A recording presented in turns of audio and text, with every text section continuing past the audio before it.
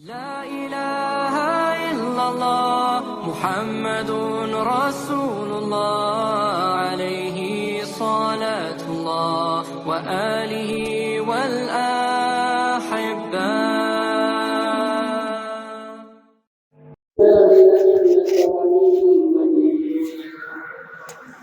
وقال الله سبحانه وتعالى في كتابه الكريم: إن الذين قالوا ربنا الله ثم استقاموا تتنزل عليهم الملائكة ألا تخافوا ولا تحزنوا وأبشروا بالجنة التي كنتم توعدون نحن أولياؤكم في الحياة الدنيا إلا ما تستطيع أنفسهم نزلا من غفور رحيم. ومن أحسن قولا ممن دعا إلى الله وعمل صالحا وقال إنني من المسلمين. وقال النبي صلى الله عليه وسلم: كل أمتي يدخلون الجنة إلا من أبى. قيل ومن يأبى يا رسول الله؟ قال من أتاني دخل الجنة ومن عصاني فقد أبى. أو قال رسول الله صلى الله عليه وسلم. Hadirin yang dirahmati oleh Allah Subhanahu wa taala, perjalanan kita hidup di dunia ini adalah satu perjalanan yang masih panjang sekali. Namun perjalanan kita hidup di alam yang ketiga ini adalah perjalanan yang sementara. Dan setiap jiwa manusia membawa satu perbekalan. Ada dua yang perlu dia siapkan selama dia hidup di dunia dan untuk menuju perjalanan selanjutnya. Sering kita dengar ada usaha namanya usaha jangka panjang dan ada namanya usaha jangka pendek. Itulah yang semestinya harus kita usahakan dalam kehidupan kita. Usaha jangka pendek ini sering kita sebut adalah usaha kehidupan dunia. Namun usaha kehidupan dunia ini menunjuk untuk menuju kepada usaha akhirat atau usaha jangka panjang. Hadirin yang dirahmati oleh Allah Subhanahu wa taala, mana itu usaha jangka pendek? Apa yang selama ini kita usahakan selama kita hidup di dunia ini yang berupa pasang dan pangan dan papan, itu semua adalah usaha jangka pendek. Kenapa dikategorikan usaha jangka pendek? Karena usaha ini hanya bergegas, hanya berdagang, atau sampai di titik finish ketika kita meninggalkan dunia ini. Namun ketika kita meninggalkan dunia ini, maka semua apa yang kita upayakan selama kita hidup di dunia atau kita tinggalkan. Namun ini penting kita kerjakan, penting untuk diusahakan. Karena hadirin yang Allah Subhanahu wa taala, jikalau kita juga tidak mengusahakan usaha jangka pendek ini, kadangkala usaha jangka panjang pun kita pun terlalaikan. Hadirin yang dirahmati oleh Allah Subhanahu wa taala, namun kadang hari ini banyak orang terlena dengan usaha jangka pendek melupakan usaha jangka panjang. Mana itu usaha jangka panjang? Usaha ketika kita meninggalkan dunia ini. Ketika kita masuk dalam kubur, itulah bekal yang kita buat usaha jangka panjang. Entah berapa ribu tahun kita di dalam kubur, entah berapa ratus tahun kita berada dalam kubur, kita tidak tahu. Namun pasti kita akan meninggalkan dunia ini dan pasti kita akan masuk dalam kubur. Kemudian setelah itu kita akan beralih lagi ke kehidupan yang selanjutnya, yaitu kehidupan di padang mahsyar. Kehidupan di padang mahsyar entah berapa ribu tahun lagi nanti kita berada di padang mahsyar. Karena di sana kita akan menghadapi satu mahkamah Satu pengadilan nanti di sana, di mana setiap manusia tak satu pun yang lolos dari pengadilan itu. Al-yawma naktimu ala afwahihim wa tukallimuna aydihim wa tashhadu arjuluhum bima kanu yaksibun. Ketika pada saat itu di mahkamah itu mulut kita akan dikunci oleh Allah dan semua anggota tubuh akan berbicara memberikan persaksian di hadapan Allah Subhanahu wa taala. Maka nanti di sana kita tidak perlu lagi kita mencari hakim pembela atau jaksa pembela. Karena yang menjadi jaksa pembela dan jaksa penuntut adalah tubuh kita itu sendiri. Hadirin yang dirahmati Allah Subhanahu wa taala. Dan setiap manusia satu pun yang lolos daripada saat itu. Mulai dari Nabi Adam alaihissalam sampai bayi yang paling terakhir nanti dilahirkan di atas permukaan bumi ini akan menghadapi mahkamah ini. Mahkamah Naqli Yaumul Mahsyar. Setiap manusia akan diberikan dua buku catatan. Catatan amal kebaikan dan buku catatan amal keburukannya. Ketika dia diberikan catatan amal kebaikannya, kemudian dihamparkan catatan itu, kemudian disuruh untuk memeriksa satu persatu daripada amal-amal kebaikannya. Kemudian dia pulang, Allah Subhanahu wa taala berfirman, "Wahai hambaku, adakah perbuatan kebaikan yang engkau buat di dunia yang tidak dicatat oleh malaikatku?" Maka dia berkata, "Demi kemuliaan-Mu ya Allah, tak satu kebaikan-kebaikan di dunia yang tidak dicatat oleh malaikat-Mu." Kemudian dia hamparkan lagi buku catatan amal keburukannya. Kemudian disuruh untuk memeriksa satu persatu semua apa ada di dalam buku catatan keburukan itu. Kemudian ketika dia pulang, dia berkata, Allah Subhanahu wa taala bertanya, "Wahai hambaku, adakah keburukan-keburukan yang engkau lihat dalam buku catatanmu itu yang dahulu kamu tidak kerjakan? Adakah malaikatmu zalim kepada engkau? Adakah dia mencatat buku catatan keburukan itu tanpa kau kerjakan di dunia?"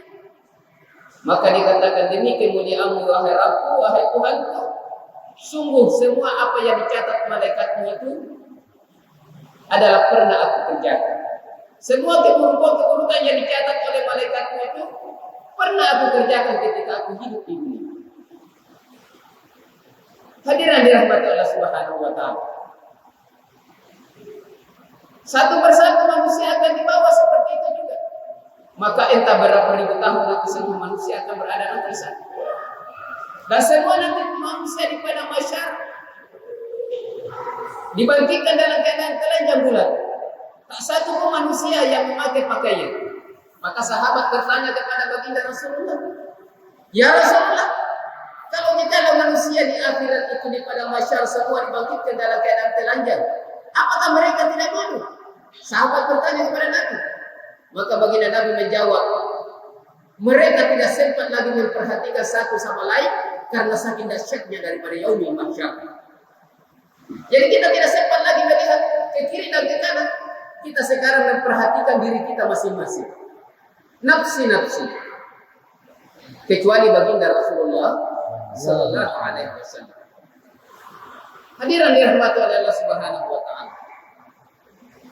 Kemudian baru kita akan dibawa lagi di satu hari yang bernama Yaumul Misal. Di hari penimbangan. Jadi tadi buku catatan ini setelah diperiksa satu persatu, nanti kita bawa nanti di hari yang bernama Yaumul Misal. Di hari penimbangannya. Jadi buku catatan kebaikan dengan buku catatan keburukannya akan ditimbang. Akan ditimbang nanti di sana.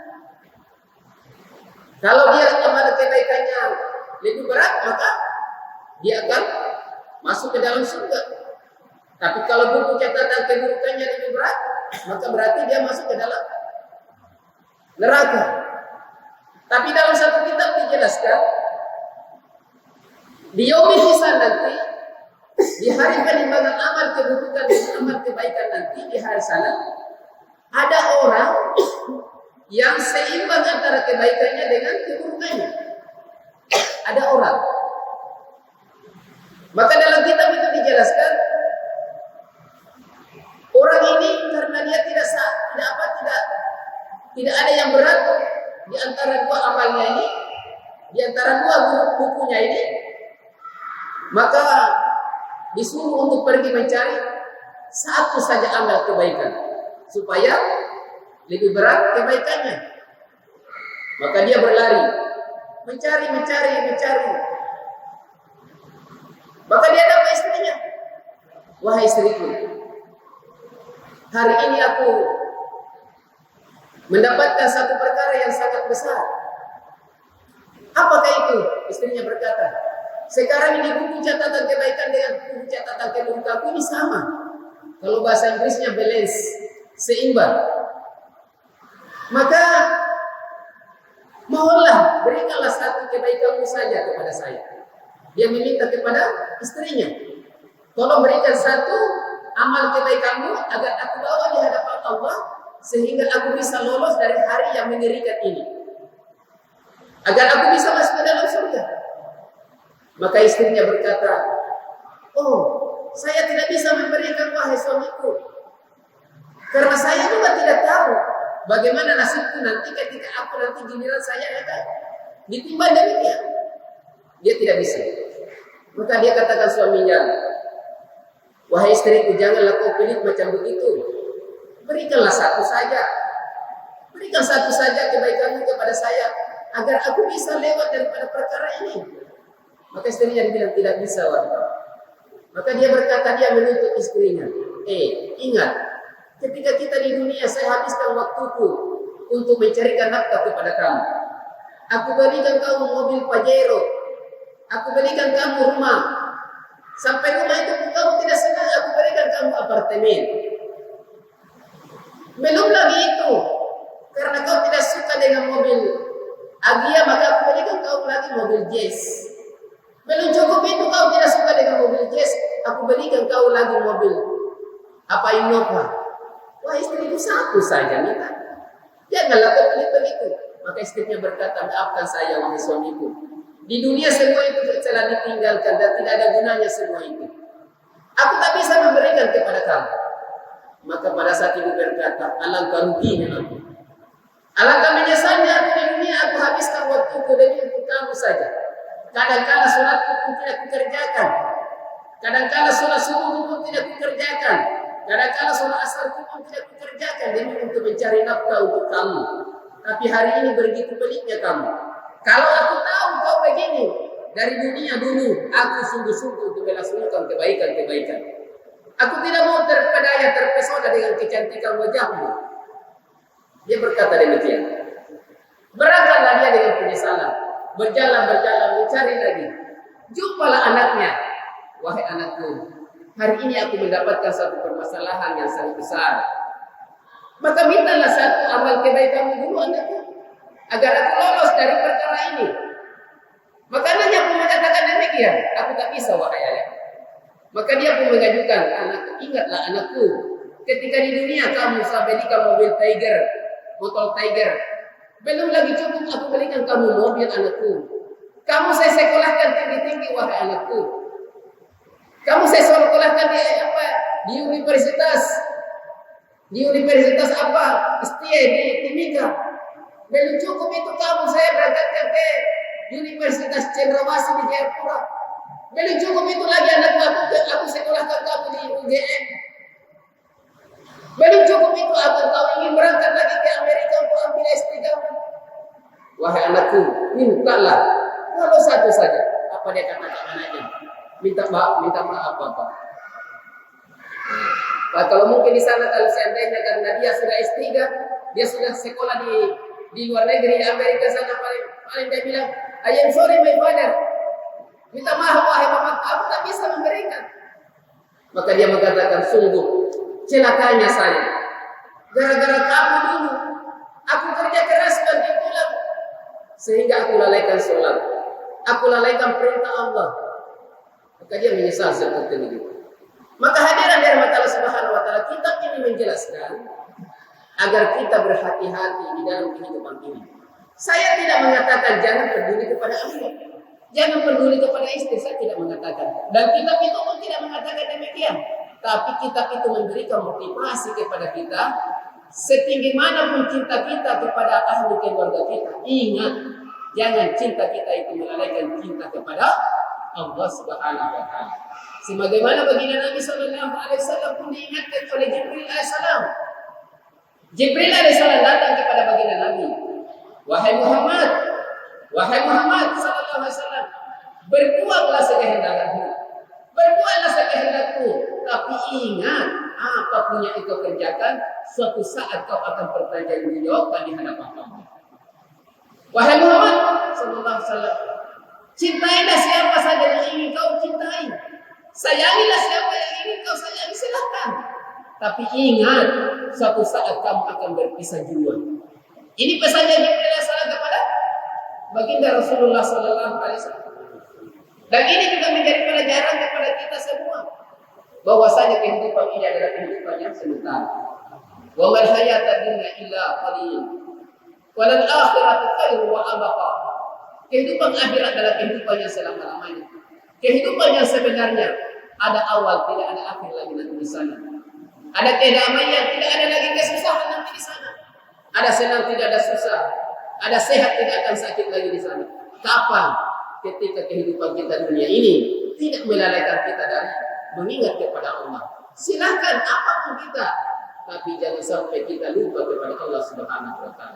Silahkan kita carikan anak kita sekolahnya setinggi mungkin, tapi jangan sampai semua itu melalaikan kita untuk ingat kepada Allah Subhanahu wa taala. Cintai siapa saja yang kita cintai, kepada ahli keluarga silakan. Sebagaimana pesan Malaikat Jibril alaihissalam kepada baginda Rasulullah sallallahu alaihi wasallam. Hadirin dirahmati Allah Subhanahu wa taala.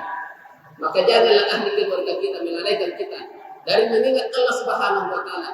Dan ini juga keluarga kita ini adalah tanggung jawab kita di hadapan Allah Subhanahu wa taala. Kullukum ra'in wa kullukum mas'ulun 'an ra'iyatihi. Setiap kalian adalah pemimpin, dan setiap kepemimpinan kalian itu pasti akan dimintai pertanggungjawaban nanti di hadapan Allah Subhanahu wa taala. Maka hadirin dirahmati Allah Subhanahu wa taala. Maka hadirin mulia, belum lagi nanti itu. Baru nanti kita akan pergi lagi di yaumil hisab, kemudian di yaumil hisab. Setelah kan nanti kita di yaumil hisab, kita lagi berangkat itu di yaumil hisab, di hari perhitungan. Di sana nanti kita akan saling berkudeta satu sama lain. Anak tentu istri, anak tentu ayah, anak tentu ibu, ibu pun tentu suami, suami pun tentu istri. Semua akan saling menuntut di sana. Apa yang dituntut hadirin mulia? Yaitu tentang agama. Semua orang di sana dia berkata, kenapa engkau tidak berikan saya agama? Kenapa engkau tidak berikan saya agama? Tetangga kita pun akan menuntut kita. Kita pun akan menuntut tetangga. Anak kita akan menuntut kita. Kita pun akan menuntut kepada anak. Jikalau di dalam kehidupan kita ini kita tidak saling tolong menolong. Maka dalam ayat dijelaskan, wal mu'minina wal mu'minat ba'duhum awliya'u ba'd ya'muruna bil ma'ruf wa yanhauna 'anil munkar wa yuqimuna as-shalah wa yu'tuna az-zakah. Ulaika sayarahumullah innallaha azizun hakim. Dan hendaklah kalian tolong menolong. Jadi tolong menolong dalam apa hadirin mulia? Dalam perkara agama. Wal mu'minina wal mu'minat ba'duhum awliya'u ba'd. Laki-laki yang beriman, wanita yang beriman hendaknya saling tolong menolong. Untuk apa hadirin mulia? Ya'muruna bil ma'ruf, untuk saling mengajak kepada kebaikan. Wa yanhauna 'anil munkar, dan mencegah dari kemungkaran. Wa yuqimuna shalah, dan saling mengingatkan untuk mendirikan salat. Wa yutu zakat, dan saling mengingatkan dalam mengeluarkan zakat. Hadirin dirahmati Allah Subhanahu wa taala, ulaika sayarhumullah, dan dialah orang-orang yang beruntung di sisi Allah Subhanahu wa taala. Maka hadirin mulia, ini perintah Allah Subhanahu wa taala kepada kita di dalam ahli keluarga kita. Mari kita saling mengingatkan, saling kita memberikan satu motivasi agar kita sama-sama dekat dengan Allah, taat kepada Allah. Di tengah malam langsung kita bangunkan istri kita untuk salat tahajud. Kita percikan, ambil air sedikit baru kita percikan. wahai istriku. Nah, kita kalau bisa assalamualaikum warahmatullahi wabarakatuh. Bisikan di telinga istri kita, bisikan di telinga anak kita. Assalamualaikum warahmatullahi wabarakatuh. Insya Allah Allah Subhanahu wa taala akan sampaikan dia sehingga dia terbangun baru kita bangun salat tahajud. Ciri-ciri hadirin mulia dalam rumah tangga yang sakinah jika dia saling membangunkan dalam itu salat beribadah kepada Allah Subhanahu wa taala. Percikan-percikan yang kita percikan kepada wajah istri kita atau istri kita yang bercikan ke muka kita, ini akan memadamkan daripada api neraka Allah Subhanahu wa taala. Hadirin dari Allah Subhanahu. Inilah keluarga-keluarga yang sakinah, keluarga-keluarga yang barokah. Seperti mana baginda Nabi sampaikan dengan para sahabat, bahwasanya mereka mengatakan, baiti jannati, rumahku adalah surgaku. The house is my castle, the house is my paradise. Dia katakan demikian. Hari ini apa yang terjadi di dalam rumah kita? Rumah kita hanya dijadikan hanya tempat untuk nonton film saja, untuk nonton sinetron saja, untuk makan saja, untuk minum saja. Tapi jarang sekali kita hidupkan dalam rumah tangga kita saling mengajarkan Al-Quran. Jangan sampai kita sibuk-sibuk hari ini mulia memberikan nafkah kepada istri kita tentang keperluannya, tapi kita tidak pernah cek bagaimana bacaan Al-Quran istri kita. Al-Fatihahnya sudah betul tidak? Cara wudunya sudah betul tidak? Cara istinjanya sudah betul tidak? Padahal ini adalah tanggung jawab seorang kepala rumah tangga. Tanggung jawab sebagai kepala rumah tangga hadirin mulia. Jangan sampai kita merasa, oh saya sudah cukup memberikan ini dan itu, tapi Al-Fatihahnya belum betul. Kemudian cara istinjanya belum betul. Kemudian taharahnya belum betul. Cara wudunya belum betul. Ini masih dituntut kita sebagai kepala rumah tangga. Maka sebelum hari mulia, nanti di yaumil hisab, nanti di sana kita saling tuntut menuntut. Maka sekarang saatnya kita saling berbenah diri. Sebelum maut datang menjemput kepada kita. Barulah itu hadirin mulia, entah berapa tahun lagi nanti di yaumil hisab. Baru nanti kita akan berjalan nanti di satu titian yang sering kita dengar, Siratal Mustaqim. Jembatan Siratal Mustaqim yang tidak nasib lagi kita dengar. Besarnya seperti rambut yang dibelah 7. Kemudian lebih tajam daripada pedang. Secara logika tidak akan ada manusia yang bisa lewat kalau bukan lagi dari amal-amal kebajikan yang kita buat pada saat ini hadir. Maka sebelum maut datang menjemput kepada kita, mari kita berbenah diri. Mari kita senantiasa introspeksi diri. Mari kita buat persiapan-persiapan karena kematian tidak tahu kapan datangnya kepada kita. Yang jelasnya kematian pasti akan datang kepada kita, entah kapan datangnya. Itu hanya milik Allah Subhanahu wa taala. Saatnya lagi sekarang di sisa-sisa usia kita ini kita pergunakan untuk dekat dengan Allah Subhanahu wa taala, pergunakan untuk takwa kepada Allah Subhanahu wa taala sehingga kehidupan kita ini kehidupan yang barokah. Hadirin yang dirahmati Allah Subhanahu wa taala. Itulah maksudnya hadirin mulia. Allah Subhanahu wa taala hantar seluruh anbiya, seluruh nabi dan rasul di atas permukaan bumi untuk perkara ini, mengingatkan manusia dari kelalaian dunia. Jangan sampai mereka sibuk untuk mengumpulkan pembendaharaan dunia ini, lupa untuk kirim kepada kampung akhirat. Karena hanya 3 saja harta kita sebenarnya hadirin mulia. Hanya 3 saja harta kita. Yang pertama yang habis kita makan dan habis kita pakai untuk sebagai pakaian. Yang kedua yang telah kita kirim ke kampung akhirat. Yang ketiga yang kita tinggalkan untuk Yang kita tinggalkan untuk ahli waris kita. Yang pertama dan yang ketiga ini hadirin mulia, ini nanti akan kita pertanggungjawabkan di sisi Allah. Tapi harta yang sebenarnya yang telah kita kirim ke kampung akhirat. Membangun masjid silakan, alhamdulillah. Setiap orang yang beribadah di masjid ini semua akan mendapatkan pahala mengalir kepada kita yang menjamu. Walaupun hanya seperti 1 rupiah saja, 10 rupiah, 100 rupiah, 1 juta dan lain sebagainya, itu memiliki nilai-nilai timbangan nanti di sisi Allah Subhanahu wa taala.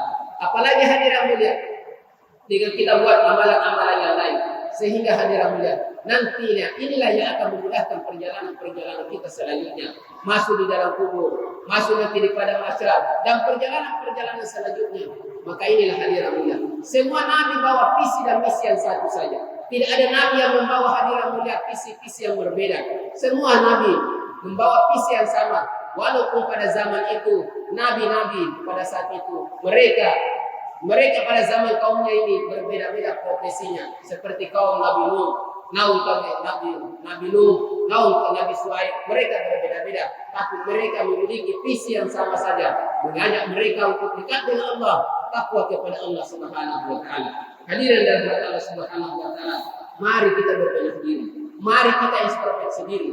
Hadirkan dalam diri kita, hadirkan dalam keluarga kita, keluarga yang sakinah, mawaddah, warahmah, sehingga keluarga kita dan keluarga yang betul-betul dicintai oleh Allah Subhanahu wa taala. Jangan sampai hadirin mulia rumah kita ini kita tidak isi dengan amal-amal agama, sehingga baginda Nabi sallallahu alaihi wasallam bersabda kepada para sahabatnya, janganlah jadikan rumah-rumah kalian sebagai kuburan. Maka sahabat bertanya, ya Rasulullah, bagaimana mungkin kami jadikan rumah kami sebagai kuburan? Bagaimana itu rumah yang dikatakan kuburan? Maka baginda Nabi menjawab, kalian telah menjadikan rumah-rumah kalian, tetapi kalian tidak membacakan Al-Quran di dalamnya, kalian tidak pakai berzikir di dalamnya, kalian tidak memakai sholat-sholat sunnah di dalamnya. Maka itulah gambarannya, kalian telah menjadikan rumah-rumah kalian sebagai kuburan. Maka hadiran dari Allah Subhanahu wa taala, tapi rumah kita, mari rumah kita untuk membawa kita dalam dekat dengan Allah Subhanahu wa taala. Hadiran dari Allah Subhanahu wa taala, inilah kita saling ingat mengingatkan, karena siapa lagi yang saling ingat mengingatkan kalau bukan kita, hadirin mulia. Fadzakir fa inna dzikra tanfa'ul mu'minin, dan berilah peringatan karena peringatan itu bermanfaat bagi orang-orang yang beriman. Hadirin mulia, saya masih ingat, masih terngiang-ngiang di kepala saya di zaman yang dulu, di tempo dulu hadirin mulia. Kita masih kecil-kecil hadirin mulia. Di rumah itu, rumah kita sederhana. Lampunya pun dari lentera, dari minyak tanah hadirin. Rumah kita di kampung kita itu hanya pakai minyak tanah saja. Tapi alhamdulillah, dahulu kala tidak ada satu rumah pun yang tidak dibacakan Al-Quran setelah itu. Dulu itu apalagi masih minyak tanah. Saya masih ingat dulu itu, kalau saya belajar itu maka pagi-pagi itu sudah kita semua dihidupin. Tapi orang dahulu semangatnya dalam agama, pulang sholat isya bukan langsung tidur, tapi mereka langsung membaca Al-Quran. Ada yang membaca setengah juz, ada yang membaca 1 juz hadirin mulia. Dahulu kala orang-orang tua kita begitu semangatnya dalam perkara agama. Dulu hadirin mulia, kita masih di masjid itu belum ada namanya keramik. Saya masih ingat dulu itu, kita pakai obor, kita tancap di tengah masjid baru kita sholat. Nanti belakang-belakang itu sudah modern, ada namanya lampu strobing itu. Nah, itu sudah modern, sudah besar saya itu. Ada lampu strobing itu. Hadirin mulia, tapi semangat kita dalam agama antara maghrib dan isya seperti begini. Seperti antara maghrib dan isya itu kita isi dengan zikir, kita isi dengan baca Quran, kita isi dengan tilawah Al-Quran, kita isi dengan sholat pun. Maka inilah kita kembalikan lagi gairah agama yang dahulu kala dan setelah hari ini. Orang di luar Islam, orang-orang ini menghancurkan Islam ini dengan cara mengeluarkan umat ini dari kebiasaan-kebiasaan yang baik. Hadirin jemaat Allah Subhanahu wa taala. Maka mari kita kembalikan daripada ruh Islam ke dalam diri kita, dulu agama dalam diri kita, sehingga kita ini menjadi asbab atau sebab-sebab kebaikan untuk diri kita, untuk keluarga kita, tetangga kita, sehingga kita menjadi nur cahaya untuk kebaikan kepada orang lain. Hadirin jemaat Allah Subhanahu wa taala, kita perbaiki akhlak kita perbaiki budi pekerti kita, kata-kata kita, sopan santun kita, itulah yang dipandang oleh orang-orang yang di luar sana hadirin mulia. Karena baginda Nabi pun ditegur oleh Allah Subhanahu wa taala, wahai Muhammad, perbaikilah akhlakmu, perbaikilah budi pekertimu, perbaikilah kata-katamu, karena apabila engkau kasar maka orang akan berjauh darimu. Hadirin jemaat Allah Subhanahu wa taala, inilah hadirin mulia. Maka kita perbaiki diri kita, mulai dari kita tutur kata kita, ucapan kita, tentu dengan ibadah kita, sehingga Allah Subhanahu wa taala cinta dan ridho kepada kita. Hadirin Allah Subhanahu wa taala, kami satu rombongan dari Indonesia untuk keluar di sini, kita akan buat usaha-usaha untuk mendatangi saudara-saudara kita, bagaimana mereka sama-sama bisa memaklukkan rezeki Allah Subhanahu wa taala, ditutup hatinya oleh Allah Subhanahu wa taala, sehingga Allah Subhanahu wa taala satukan hati kita, satukan hati umat Islam ini, sehingga Allah Subhanahu wa taala bantu kita ini semua. Jangan kita katakan saya orang ini, tidak. Dalam Islam hanya satu saja. Islam itu hanya satu saja. Namanya satu tubuh. Kalau kaki yang tersandung, di atas yang mengatakan aduh atau apa biasanya. Yang di atas pun mengatakan kakiku itu gemetar, badannya gemetar. Hadirin mulia, begitulah daripada orang-orang Islam. Siapapun yang tersakiti, kita hari ini juga merasakan. Maka mari orang Islam hari ini kita bersatu padu. Jangan kita saya ini orang NU, saya orang Muhammadiyah. Jangan kita kebelakangkan itu. Mari kita bersatu padu. Siapapun kita, warga apapun kita, suku apapun kita, menurut pendapat apakah kita, mari kita bersatu padu kali ini. Sehingga Allah Subhanahu wa Ta'ala tolong kita. Allah Subhanahu wa Ta'ala angkat ini musibah dari dunia ini. Allah Subhanahu wa Ta'ala angkat musibah dari Papua ini. Allah angkat musibah dari tanah Asmat ini hadirat mulia, sehingga kita semua bisa berdamai. Allah Subhanahu wa Ta'ala turunkan keberkahan di dunia ini. Mungkin itu saja yang bisa kami sampaikan. Mungkin benarnya datang dari Allah Subhanahu wa Ta'ala. Kita tutup dengan doa kifaratul majlis. Subhanallah wa bihamdihi. Subhanaka Allahumma wa bihamdika. Asyhadu an la ilaha illa anta astaghfiruka wa atubu ilaik. Wassalamualaikum warahmatullahi wabarakatuh.